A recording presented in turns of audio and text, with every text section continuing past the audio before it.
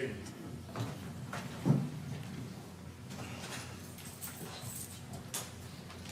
All right, we wanted to have our charge conference on the proposed charges we just have in rough draft form and make sure where we are with everyone. First, a couple of notes that I'd like to go over on the sentence and charge. I don't think there's any dispute about this, but I'd like to make sure the, let me make sure I've got the charge.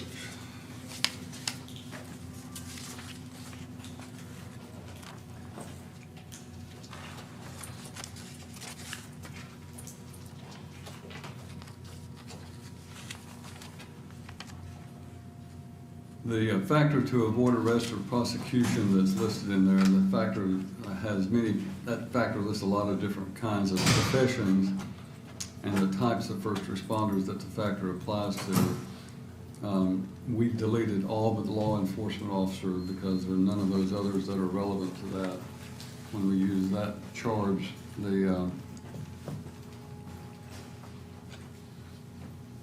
that would be, I think, the number 4 on our aggravators, that's the murder was committed against any law enforcement engaged in performance of official duties. We omitted the other, and I think that would be appropriate.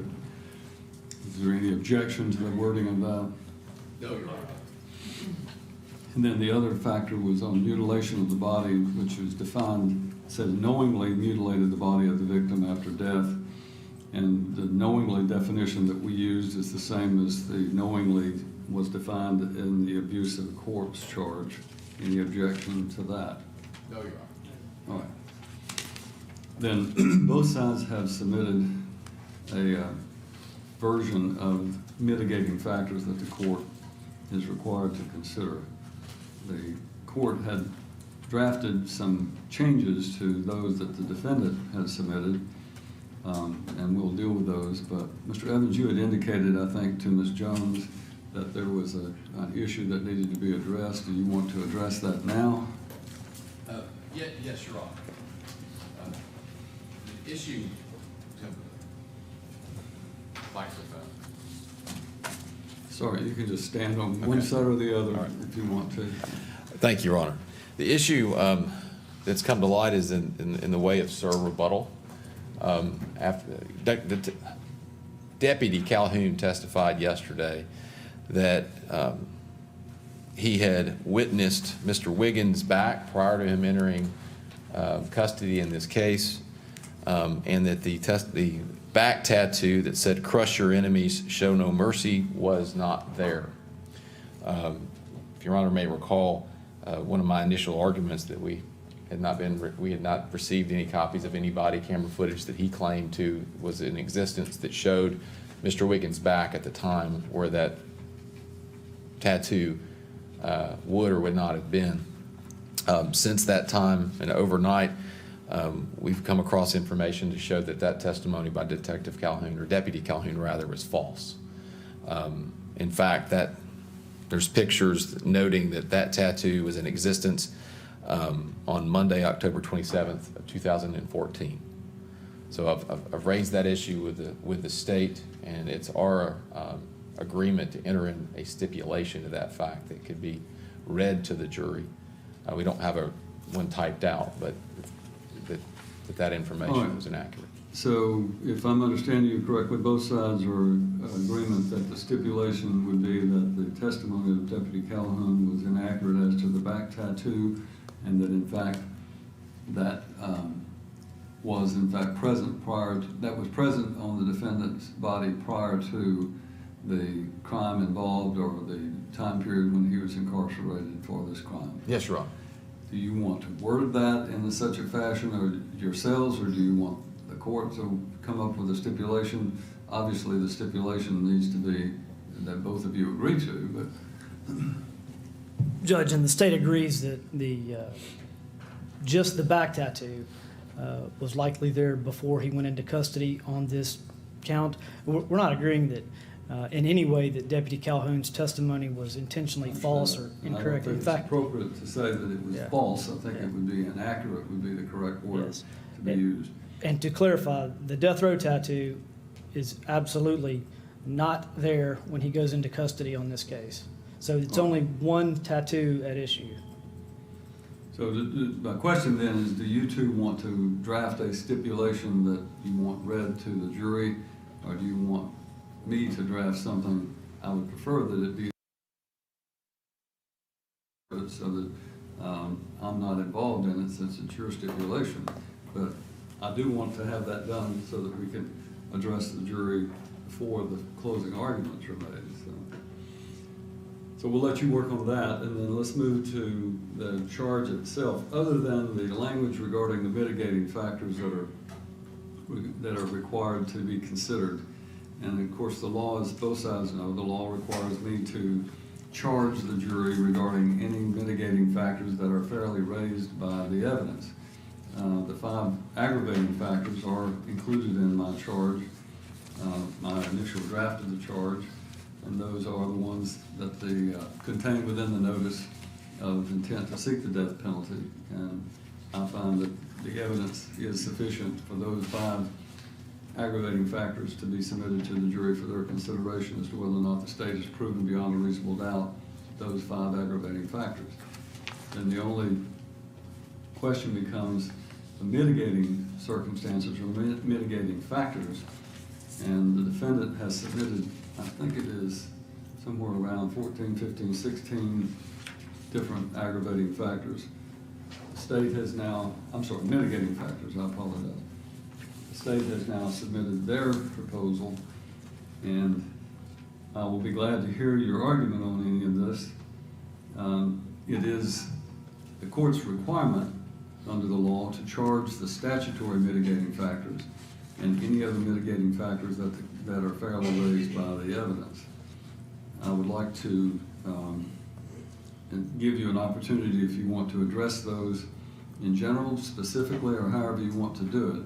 And then let us get those defined, a decision made on each one of those so that we can get the final charge ready, so that before you actually begin your closing argument to the jury, you have my final draft of the charge, which includes both aggravating and mitigating factors. So, Mr. Wyatt, for the state, is the one who submitted I believe he signed off on this motion asking for the proposed mitigating circumstances, but you want to address each one of those? Please, Your Honor. And for the record, I filed an amended motion to this just recently electronically while we were in here upon further review of the cases that I've cited. As Your Honor stated, the defense has submitted 16 factors for the court to consider, the last of which mirrors one of the statutory factors, which is kind of a catch-all.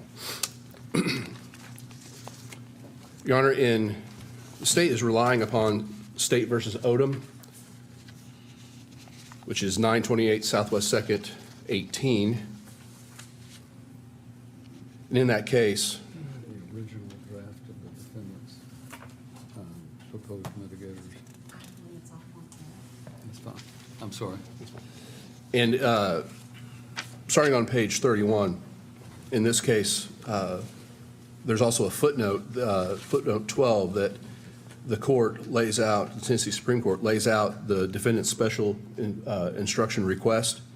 For instance, the second one is, you may consider the defendant's family background, history of abandonment, adoption, child abuse, or any other circumstance of his life in deciding whether or not there are mitigating circumstances shown by the proof.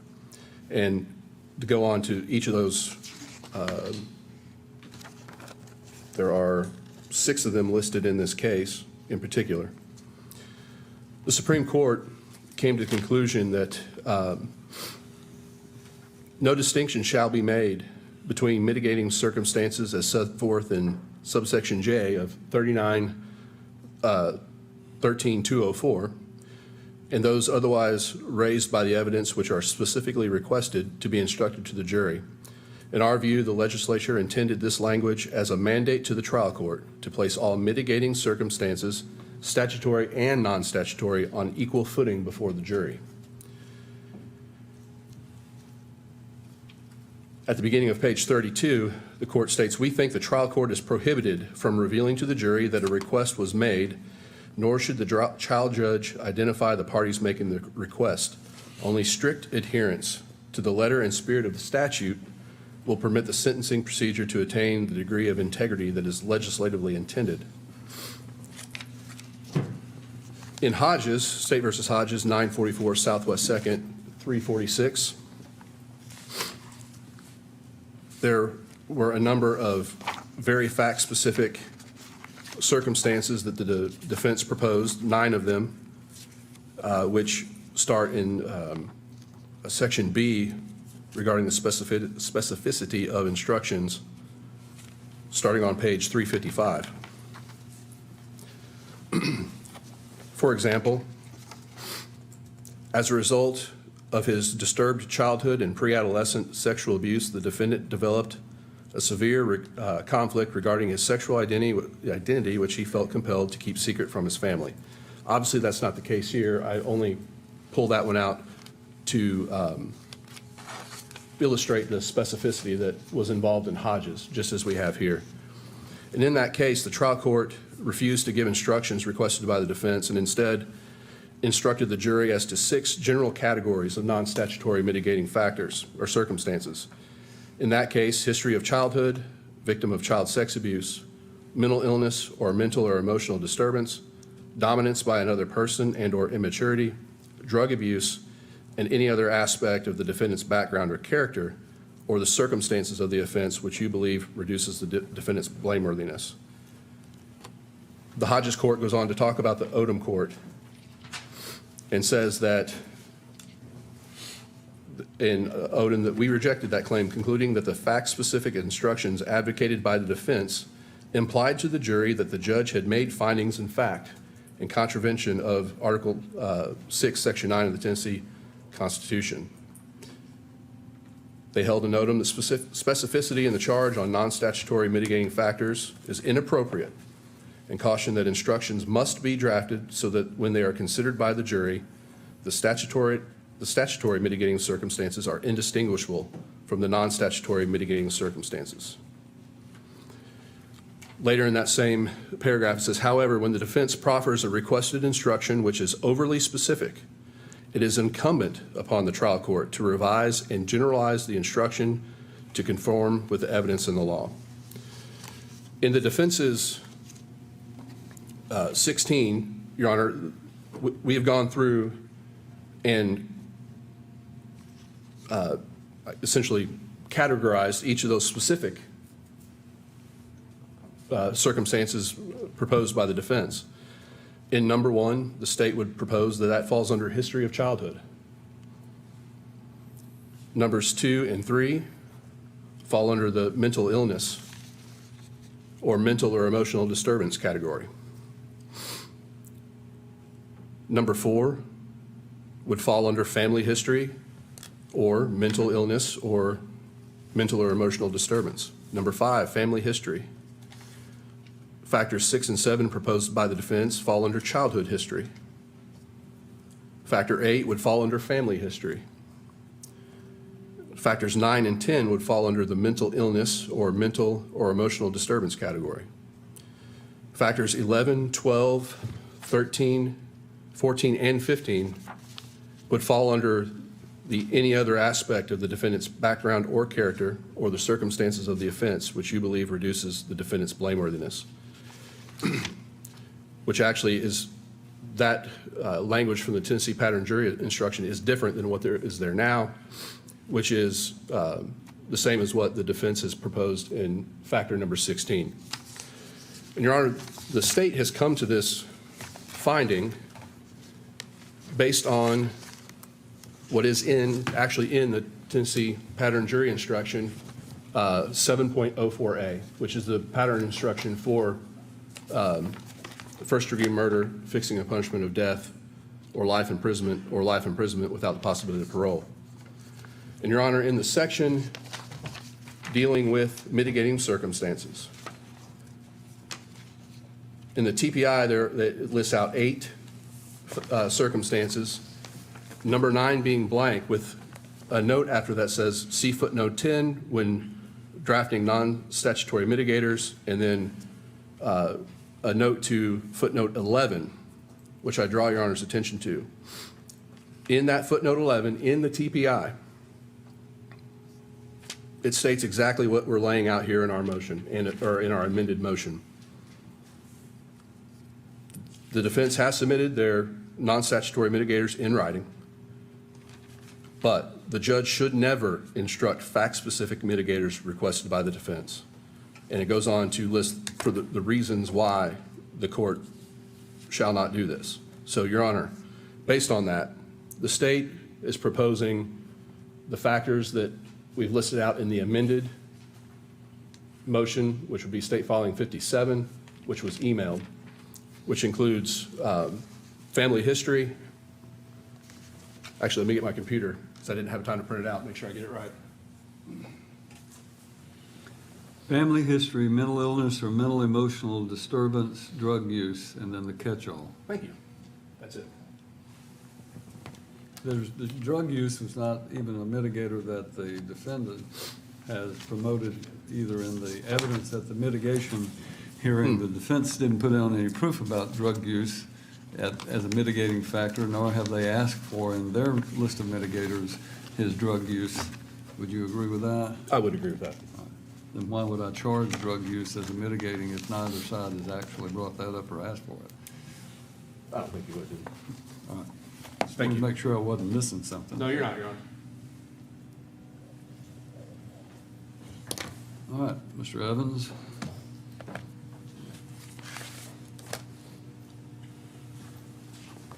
Judge of the defense would ask the court to deny the state's motion and adopt the revised list of mitigators that were provided in the draft jury instructions. I think the court has done exactly what the cases the state relied upon have suggested and complied with Tennessee Supreme Court precedent. It's interesting, in the quote they use in their motion from Hodges,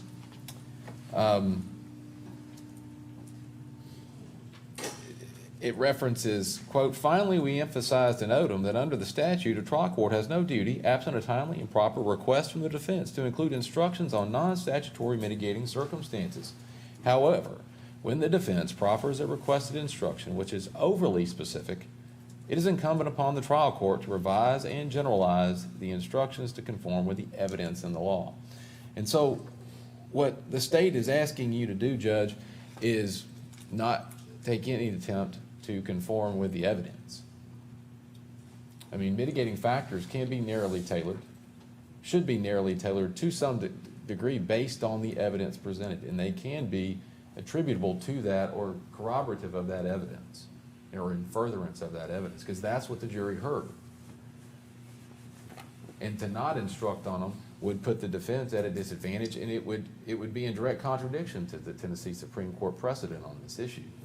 Now, Let me just interrupt you, and I apologize, Yes. Mr. Evans, but assuming, for example, that I charge a generalized charge regarding the mitigating factors, there's nothing that would prohibit the defendant from being able to argue in closing to the jury that the evidence that falls within that category. In other words, if I charge the mitigation of the defendant's family history, certainly you can point to every one of those pieces of evidence that you claim should be a mitigator that falls within the family history. And would that not be sufficient? I know you would like to have a charge go to the jury where it actually states the physical, sexual abuse and so forth, but is it not possible that you can still argue it to the jury despite the fact that it's not fact-specific like that? So Judge, sure, we can argue it, but it still puts us at a disadvantage because Your Honor is instructing them on what they can consider, and that leaves an inference that may be something they can't consider. Conversely, by including all of that fact-specific language that you're requesting, I'm inferring to the jury that they must find those facts. Would you not agree that's the state's position? I disagree. Okay. I'm not surprised, but I just wanted to make sure that we were on the same page. Well, the inference, what they're trying, if that were true, then the same inference would apply for the aggravating factors. By the mere virtue of you saying them, it means that you're saying they have to find them. And that's not the case. That's a good point. I'm sorry, I cut you off. Go ahead. Your Honor, we submitted versions, and I think exactly what Hodges and Odom, all of them contemplate. We submitted requests to Your Honor that were very factually specific. And the court, in its wisdom, went through and complied with this law and said, no, that's too specific, that's too specific, that's too specific, that's too specific. And has, I think very rightfully, amended this jury charge in an appropriate way. The last point I would make is it seems that the state is trying to set up a straw man in the jury charge by asking the court to put in mitigators that we didn't rely upon or argue about, so they can then stand up and say, how dare they? Well, I'm not going to do that because it's not appropriate. Mr. White even conceded it. Yes. I think they included it because the facts at trial may have indicated it, but where it's neither requested, I think the mitigators are the ones that the defendant gets to identify which ones they're relying upon. The state has the right to argue about the wording of the mitigators, but it's not the state's position to say, hey, here's a mitigating factor. I understand what you're saying. I'm not going to include drug use as a mitigator because you did not raise that in your proof at the mitigation or at the sentencing phase, nor have you requested it. So, And Your Honor, if it were not, I think what the state is missing, they're asking Your Honor to give essentially a blanket list of mitigating factors. And what they're asking the court to do is not to tailor it to the proof that was presented at trial. And if this were not allowable, then Odom and Hodges there wouldn't be a section, because they would say the court at any given time would only be able to say that very short language and allow people to argue, and that's not the case. It's not the case with any jury instruction. And the pattern, it is a pattern. That's by nature of what it's called. It doesn't dictate it and say, this is all you can say. The court has the obligation to raise these issues and to put it in the charge and instruct the jury. These were fairly raised by the proof. And everything that we have in our proposal that the court has amended was that, and it complies with the law, and we'd ask that it stay in the same version as was provided in the draft. anything further, Mr. White or General Crouch? Yes, sir. Judge, one major distinction is the state has the burden of proof beyond a reasonable doubt to prove our aggravating factors. We can't argue any factors outside of those five, versus the defense, who, rightfully so, the jury just has to consider these circumstances and mitigation factors. That's great. The problem is this: the way the defense has proposed these mitigating factors flies directly in the face with the law. If you read the Odom case, Hodges case, the proposed mitigating circumstances were very fact specific, very just like this, just like they're drawn here, very fact specific. And those cases are a direct order from the Supreme Court to trial courts to not allow fact in the charge. And that's why there's a footnote in the actual charge. Do not do this. I mean, just common sense tells you when reading through these. Number 2, the defendant has had organic brain damage throughout his life and has dead brain matter. That is a very fact-specific mitigating factor. That would go into one of many categories, and we're happy to let the court draft the broader categories any way you want. But this list of 15, 16 items is very fact-specific and directly against the Supreme Court's order and in violation of the Tennessee pattern jury instructions.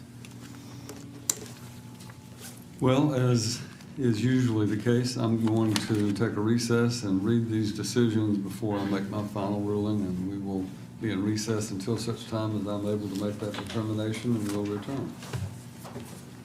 All rise.